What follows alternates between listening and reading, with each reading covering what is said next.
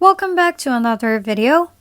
For today's topic, I'll be teaching you how to fix AMD Radeon software not opening in Windows 11 or 10.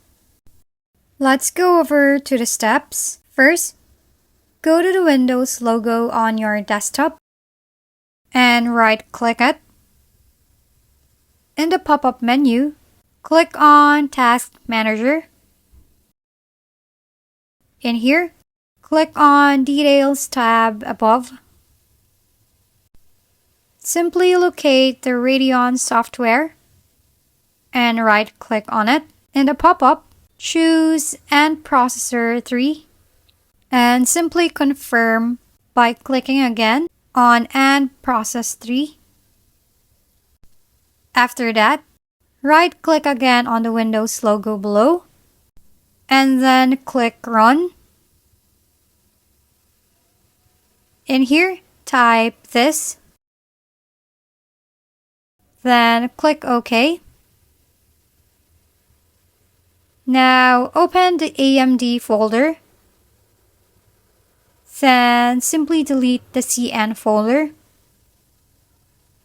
After doing that, try to open the AMD Radeon software if it is now working.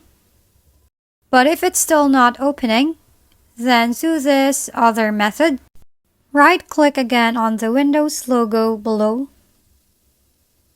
Then choose Device Manager. Double-click on the display adapters. Then right-click on the AMD Radeon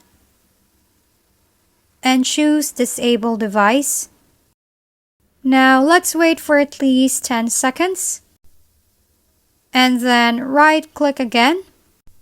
Then choose Enable Device. After that, try to open the AMD Radeon software if the problem is now fixed. And that's simply it.